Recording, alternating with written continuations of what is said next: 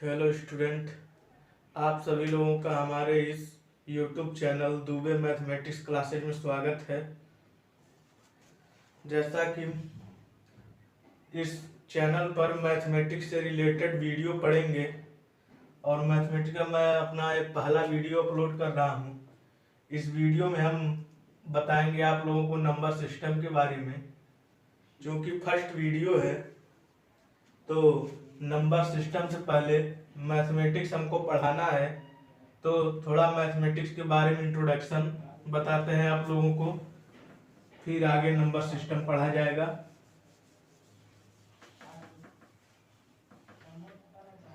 तो जैसा कि मैथमेटिक्स यानी हिंदी में गणित, ये शब्द जो आप लोग देख रहे हैं, यह एक शब्द होता है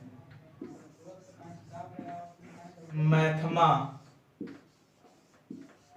एक मैथमा शब्द होता है जिसका हिंदी में इसका मतलब होता है निर्देशों का विषय।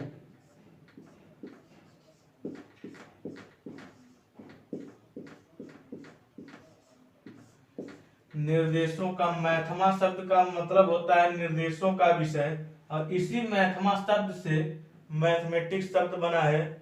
आप कह सकते हैं मैथमा is the mother of mathematics. इसी मैथमेटिक्स में जितने भी नियम, रूल, फार्मूले, जो भी नियम आज हम पढ़ते हैं, उस सब की स्टार्टिंग इसी मैथमा शब्द से हुई है। मैथमा, चूंकि मैथमा से ही मैथमेटिक्स बना है।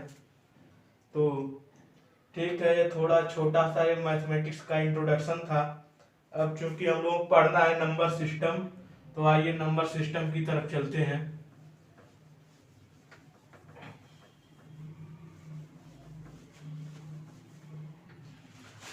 तो नंबर सिस्टम,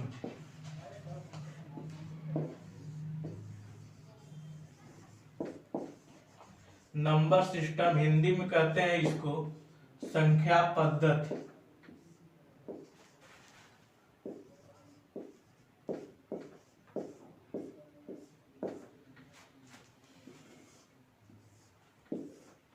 की कोशिश कर रहे हैं हम कि जो वीडियो पढ़े हिंदी मीडियम और इंग्लिश मीडियम सभी बच्चों को समझ में आए, इसलिए ठीक है। तो नंबर सिस्टम, नंबर सिस्टम जैसा कि आप लोग जानते हैं, यदि नंबर न होता तो गणित न होता। क्योंकि गणित में जो भी, गणित मैथमेटिक्स की जो भी ब्रांच हम पढ़ते हैं, उसमें नंबर के आधार पर ही हम पढ़ते हैं। अगर नंबर ना हो तो हमें लगता है मैथमेटिक्स ही ना हो। इसलिए अरे मैं नंबर शुरू कहाँ से हुआ, उसकी हम पूरी डिटेल से आपको कहानी बताते हैं।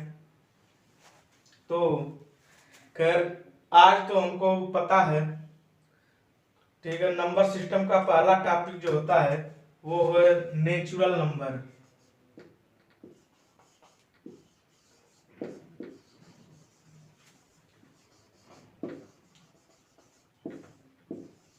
नेचुरल नंबर हिंदी में बोले तो प्राकृतिक संख्या।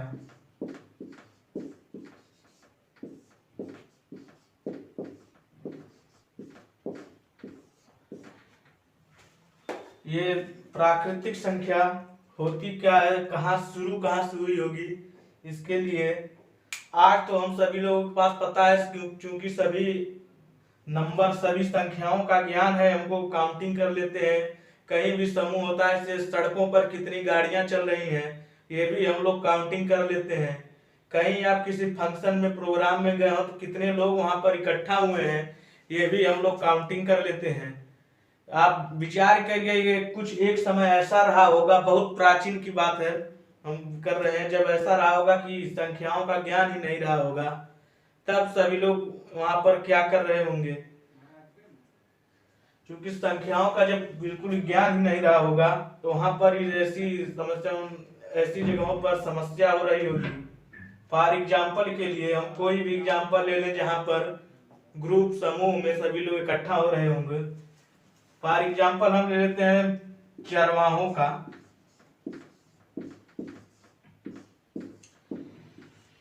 चरवाहों का मतलब प्राचीन पहले के समय में जो लोग गाय चराने वाले, भैंस चराने वाले, जानवर चराने वाले जो लोग रहे होंगे, और उन्हीं से हम एग्जाम्पल लेकर आपको बताते हैं। क्योंकि जो चरवाहे रहे होंगे उनके पास ये गिनती का तो ज्ञान था नहीं, तो उनके जो चराने वाले जाते थे उनके ग्रुप में कितनी गाय अथवा कितने जानवर हैं इसकी जो है वो इसका वो उनको नॉलेज नहीं हो पा रहा था कि हमारे पास कितनी गाय हैं, केवल वो चराते चले जाते थे और दिक्कत होती थी। अब जब काउंटिंग नहीं हुई होगी तो कितने जानवर हैं, कितने गाय हैं, कितने भैंस हैं, आप समझ सकते हैं वहां पर क्या दिक्कत होती है।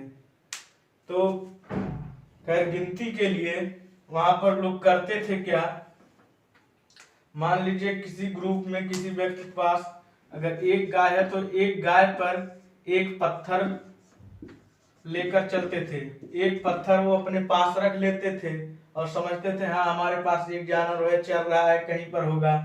अब लेकिन इससे आप समझ सकते हैं किसी के पास किसी ग्रुप में हजारों गाय हैं, 2000 सैकड़ों गाय हैं, तो वहां पर सैकड़ों पत्थर लेकर चलने में समस्या होती होगी, आप समझ सकते हैं। तो भाई कहते हैं पूरा विश्व जुगाड़ पर ही टिका है। तो कुछ दिन धीरे धीरे संख्याओं का उनको दिक्कत महसूस हुई, तो एक जुगाड़ आया कि जैसे मान लीजिए किसी के पास 1000 गाय हैं, तो मान लीजिए वो 5 गायों का एक समूह बनाते थे, इस तरह से 5 लाइन खींचकर इस तरह से काट देते थे और तब इसको एक गिनती करते थे, तब एक पत्थर लेते थे और इसका नाम दिया गया था, इसको कहते हैं गाही। तो 1 गाही, 2 गाही, 4 गाही, 100 गाही, इस तरह से काउंटिंग होने लगी। तो खैर इससे आपको पता चल रहा होगा कि 1 से 2, 4, 5 जो भी रहा होगा उतनी संख्याओं का ज्ञान उस समय ही सभी लोगों को हो गया होगा। लेकिन फिर भी दिक्कत होती थी, किसी के पास हजारों गाय हैं तब भी इससे काम नहीं चलता था। तो इसके लिए जो है उस समय के गणितज्ञों ने एक काउंटिंग के लिए एक नंबर दिया। पहले सबसे पहला जो है नंबर सिस्टम का टॉपिक आया नेचुरल नंबर। तो नेचुरल नंबर को डिनोट्स करते हैं एन से। यह नेचुरल नंबर मतलब होता क्या है, नेचुरल नंबर जितनी संख्याओं की आज हम काउंटिंग करते हैं, जिन संख्याओं को गिन सके 1 से स्टार्ट करके 1 2 3 इनफाइनाइट तक जितनी संख्याओं को हम गिन सके उन संख्याओं को प्राकृतिक संख्या कह दिया गया। और इन्हीं आप कह सकते हैं natural number is start from 1, मतलब 1 से स्टार्ट हुई, 1 से आगे की जितनी संख्याएं हैं उनको नेचुरल नंबर कहा गया। लेकिन हाँ यहाँ पर ख्याल करिए जीरो यहाँ पर नहीं सम्मिलित था, zero is not belong to natural number, ये साइन होता है बिलोंग्स टू और इसमें हम इसको कट कर देते हैं नॉट बिलोंग टू हो जाता है, मतलब जीरो इसमें नहीं था, इसका मतलब यह हुआ। ठीक है, जीरो नहीं था तो ठीक है, अभी तक तो समस्या फिर बाद में जीरो के लिए खड़ी हुई, समस्या क्या खड़ी हुई। ठीक है, नेचुरल नंबर का हमें ज्ञान हुआ, इस हिसाब से इस नेचुरल के आधार पर एडिशन, सब्ट्रैक्शन, डिवाइड, मल्टीपल, ये जो प्रक्रियाएं होती हैं मैथमेटिक्स की, यानी हिंदी में कहें तो जोड़, घटाना, गुणा, भाग, इन सब का इसके आधार पर तो हुआ। जैसे यहाँ पर समस्या वाले भी मान लीजिए जो चरवाहों का एग्जाम्पल हमने लिया था,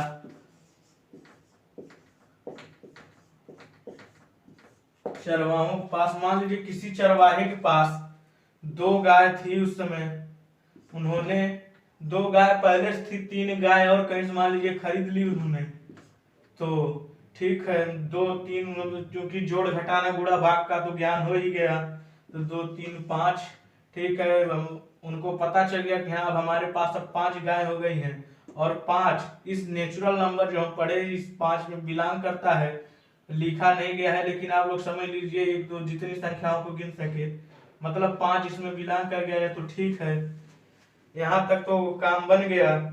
अब उसी में से किसी चरवाहे के पास यह समस्या खड़ी हुई, उसके पास 2 ही गाय थी, 2 गाय थी तो उन्होंने 3 गाय और खरीदी, 5 गाय हो गई, ये तो उनको ज्ञान ही हो गया था।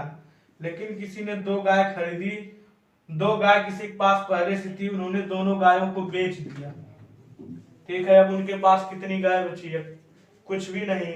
ठीक है, कुछ भी नहीं बची, वो तो समझते थे, लेकिन उसको डिनोट करने का, लिखने का कोई तरीका नहीं था उस समय।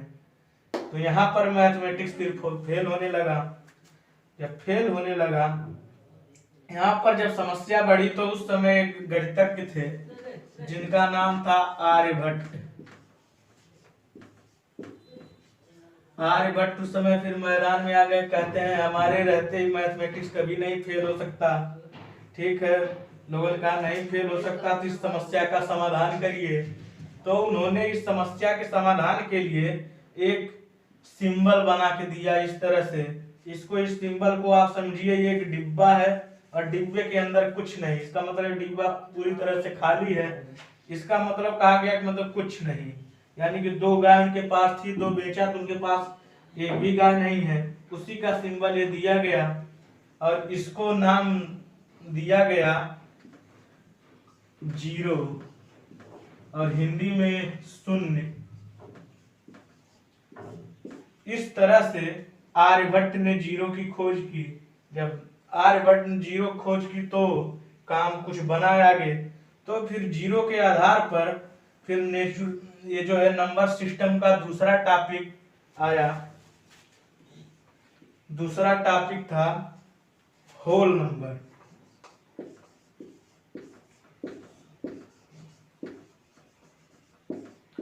होल नंबर हिंदी में बोले तो पूर्ण संख्याएं।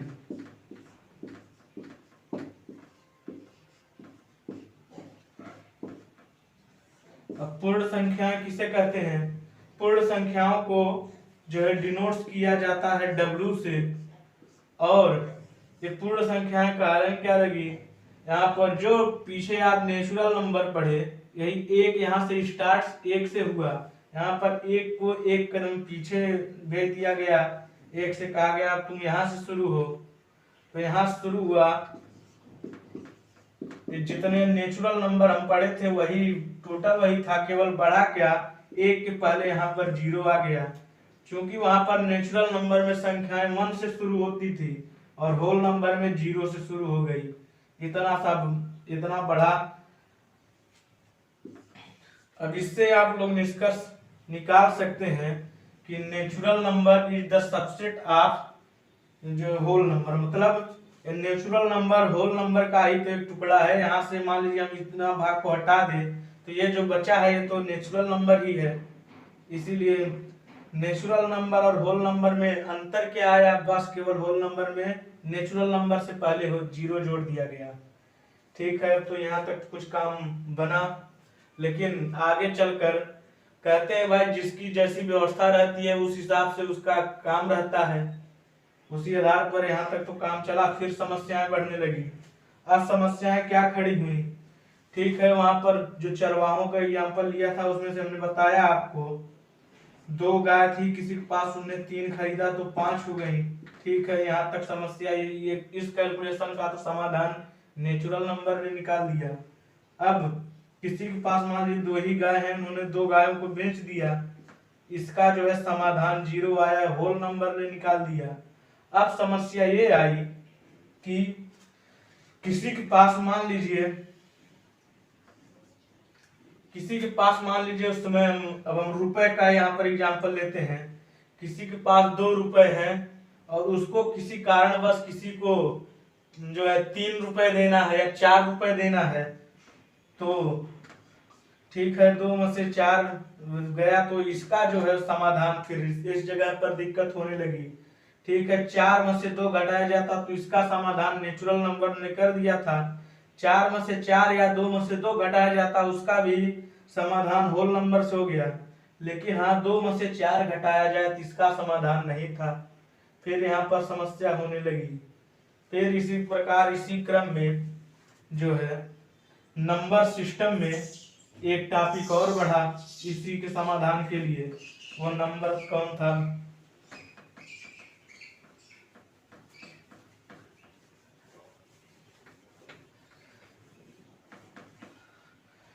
नंबर सिस्टम का थर्ड टॉपिक फिर आया। इस समस्या का समाधान के लिए एक टॉपिक आया फिर इंटीजर।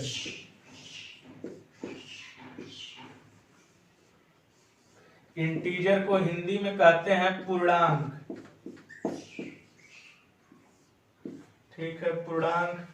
पूर्णांक इसको डिनोट किया जाता है आई से। और हाँ, ये स्टार्ट कहाँ से होता है, इसके लिए इसका ना हमको स्टार्टिंग पॉइंट पता रहता है कहाँ से स्टार्ट, है एंड पॉइंट हमको पता रहता है कहाँ तक। यही जैसे नेचुरल नंबर में हम पढ़े जहां तक गिन सके, लास्ट जहां तक गिन सके वहां जिसका वही एंड पॉइंट है। और उसी तरह से इसमें भी कुछ है। इसमें क्या कहा गया, जो होल नंबर पढ़े, होल नंबर जो जीरो शुरू हो रहा था उसी जीरो को यहाँ पर बीच में रख दिया गया, और जीरो के आगे की जो संख्या थी नेचुरल नंबर में उसको ठीक है इस तरह से आगे भर दिया गया। इस तरह से जितनी संख्याओं को गिन सके हम, ठीक है। लेकिन जीरो के इस तरफ फिर यही संख्याएं फिर से आ आई यही संख्याएं, लेकिन इनके पहले एक माइनस लगकर आ गया। ठीक है, तो इसीलिए इसका जो है एंड पॉइंट कहां पर है ये नहीं पता है हमको।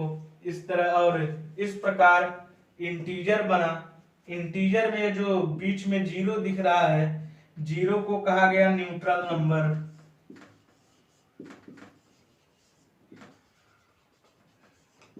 न्यूट्रल नंबर हिंदी में बोले तो उदासीन संख्या।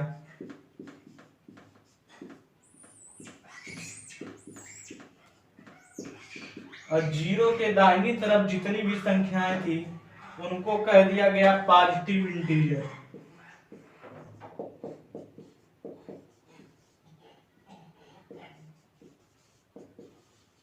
पॉजिटिव इंटीजर मतलब धनात्मक पूर्णांक।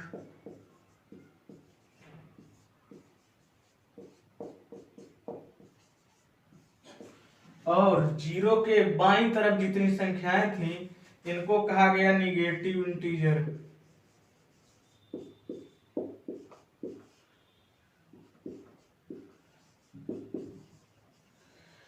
निगेटिव इंटीजर और हिंदी में बोले तो ऋणात्मक पूर्णांक।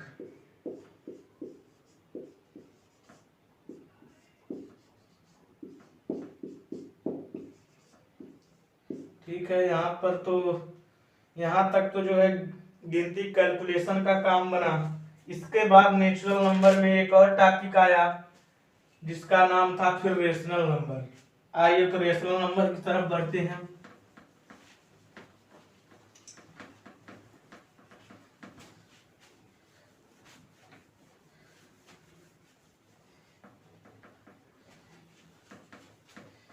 रेशनल नंबर सिस्टम का फोर्थ टॉपिक है ये, नाम है रेशनल नंबर।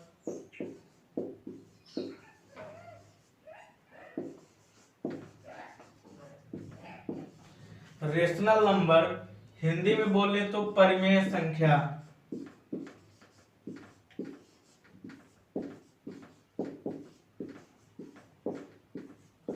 परिमेय संख्या इसको डिनोट करते हैं Q से। और ये परिमेय संख्याएं होती क्या है, ऐसी संख्याएं जो P/Q के फॉर्म में लिखी गई हो, लेकिन कंडीशन इसमें क्या है, Q is not equal to zero, Q zero के बराबर न हो, और for every P and Q is element of integer. मतलब ऐसी संख्याएं जो P/Q इस फॉर्म में लिखी गई हो और Q जो है जीरो के बराबर ना हो, और ये P और Q जो दिखाई दे रहे हैं ये जो आपने पढ़ा इंटीजर पूर्णांक उसमें से बिलोंग करें, ऐसी संख्याओं को कहा गया रेशनल नंबर। ठीक है, रेशनल नंबर के बाद फिर एक नंबर सिस्टम का एक टॉपिक आया इर्रेशनल नंबर।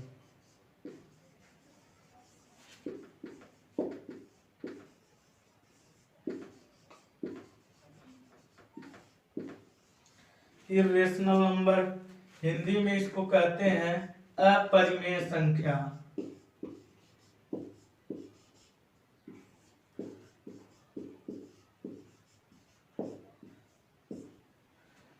ठीक है, चूंकि अब हम लोगों को सभी संख्याओं का तो ज्ञान हो ही चुका है इतने नंबर सिस्टम पढ़ने के बाद, तो हम समझ सकते हैं बहुत सी संख्याएं ऐसी हमारे पास आती हैं जो जिनका हमको निश्चित वैल्यू कोई निश्चित मान नहीं पता रहता है कि इसका मान क्या होगा।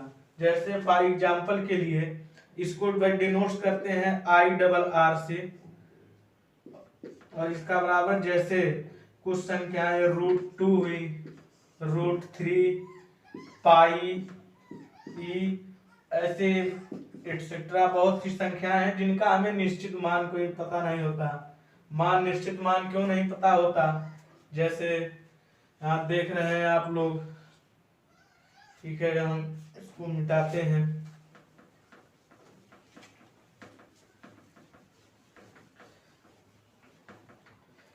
जैसे √2 आप लोग देख रहे हैं, √2 इसकी वैल्यू भी हम लोग आवश्यकता अनुसार 1.41 रखते हैं, कहीं केवल 1.4 रख लेते हैं जहां जैसी आवश्यकता रहती है। लेकिन ये दशमलव के पता नहीं कितने स्थान तक है, कि दशमलव के कई स्थान तक है, इसमें संख्याएं खत्म ही नहीं होती हैं, इसलिए इनको कह सकते हैं इनका कोई निश्चित मान नहीं है। सेम यही कंडीशन √3 का है, इसको भी हम लोग 1.732 के आसपास मानते हैं, लेकिन ये भी दशमलव पता नहीं कितने स्थान तक है, इसलिए इसकी वैल्यू हम कहते हैं कि निश्चित वैल्यू हमको नहीं पता है। पाई की वैल्यू हम लोग अप्रॉक्सीमेटली 3.14 रखते हैं, लेकिन ये भी इसकी भी निश्चित वैल्यू रियल वैल्यू ये नहीं है। और जो आता है जो कि एक ट्रांसेंडेंटल नंबर या दिव्य संख्या है, इसकी भी वैल्यू हम लोग 2.718 के आसपास रखते हैं, लेकिन इसकी भी कोई क्लियर कंफर्म वैल्यू नहीं है कितने स्थान तक है, इसलिए ऐसी संख्याओं को रख दिया गया इर्रेशनल नंबर में, अपरिमेय, ऐसी संख्याओं को अपरिमेय संख्याएं कहा गया।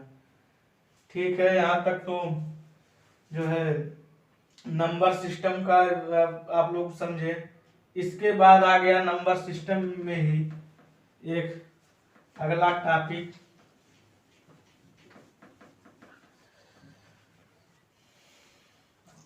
Real number.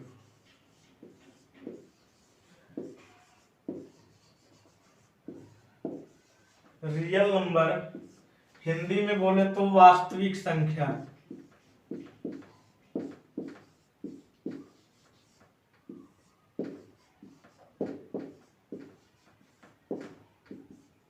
वास्तविक संख्या, ये वास्तविक संख्या क्या है, रियल नंबर, इसको R से डिनोट करते हैं।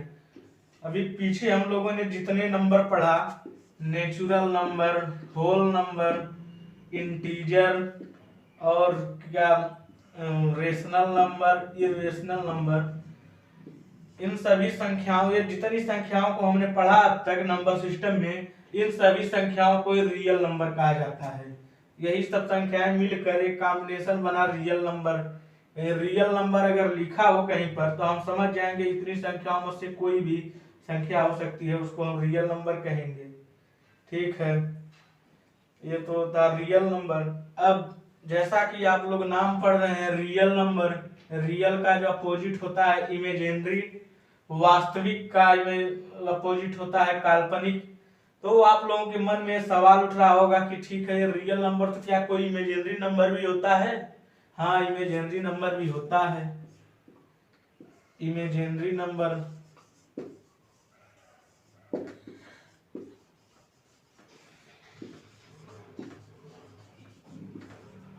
इमेजिनरी नंबर को हिंदी में कहते हैं काल्पनिक संख्या।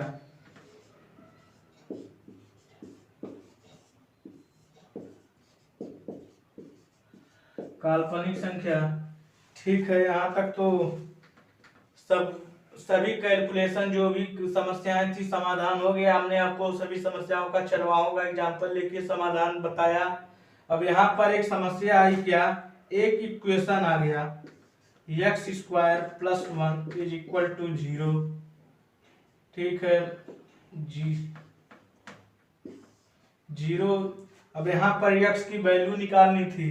ठीक है, x की वैल्यू यहाँ पर निकलने में समस्या होने लगी।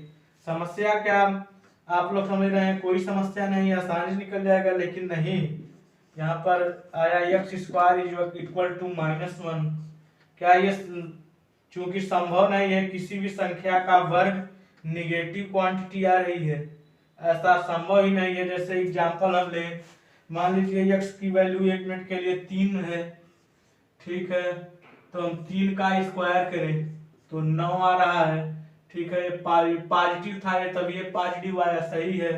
लेकिन एक्स की वैल्यू -3 हो तभी -3 का वर्ग भी 9।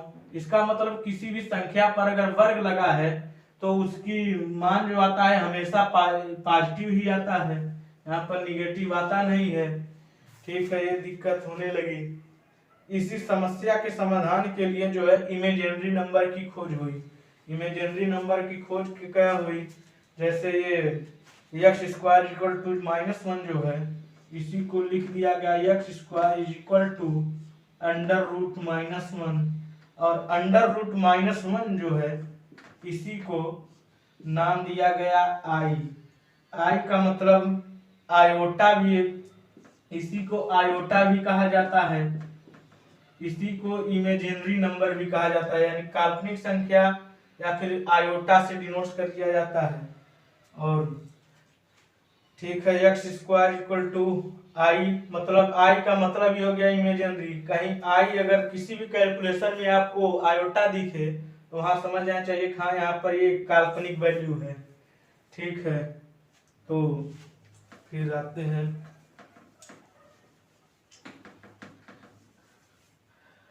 और इसी आई को आई स्क्वायर इज इक्वल टू -1 मान लिया गया और आई पावर 4 को +1 कहा गया, ठीक है। यहाँ तक काम बना।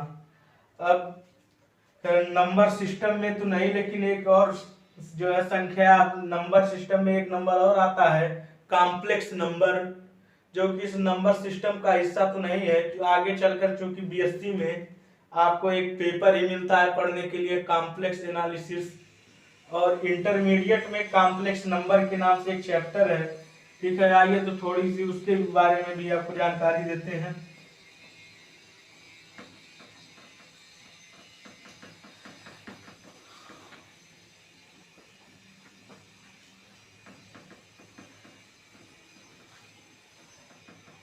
कॉम्प्लेक्स नंबर यानी कह सकते हैं आप नंबर सिस्टम में जोड़े तो ये 8वां नंबर है और नाम है इसका कॉम्प्लेक्स नंबर।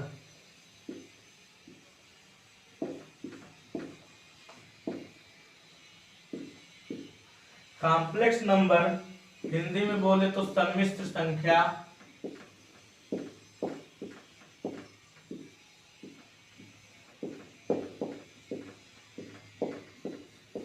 सम्मिश्र संख्या कहते किसको है, इसको अगर पहले डिनोट करते हैं इसको जेड से, और जेड इक्वल टू होता है एक्स प्लस आई वाई। आई वाई एक्स, जो कि एक्स आप लोग देख रहे हैं, ये आप लोग नंबर सिस्टम पढ़े तो वहां समझ सकते हैं ये जो है रियल नंबर का पार्ट है, तो इसलिए इसको कहा गया रियल पार्ट। और y जो है y के साथ आयोटा जुड़ा हुआ है। हमने भी बताया कि जहां पर कैलकुलेशन में कहीं अगर i जुड़ा हो तो वहां पर आप लोग समझ लीजिए कि एक काल्पनिक वैल्यू है। इसका मतलब ये हो गया इमेजिनरी पार्ट।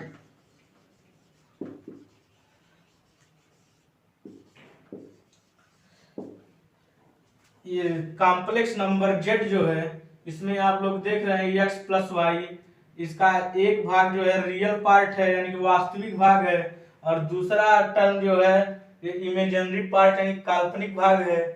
इसलिए आप इसकी डिफिनेशन में कह सकते हैं ऐसी संख्याएं, वो संख्या जिसकी एक भाग रियल हो तथा ये दूसरा भाग इमेजिनरी हो, ऐसी संख्याओं को कॉम्प्लेक्स नंबर यानी सम्मिश्र संख्याएं कहते हैं, ठीक है। यहाँ तक था ये जो है नंबर सिस्टम। अब कॉम्प्लेक्स नंबर, इसमें और अगर बढ़ेंगे तो ये बहुत बड़ा वीडियो हो जाएगा, ठीक है। आज के लिए इतना ही। वीडियो पसंद आया तो लाइक और सब्सक्राइब करिए। फिर मिलते हैं अगले वीडियो में। Thanks for watching my video.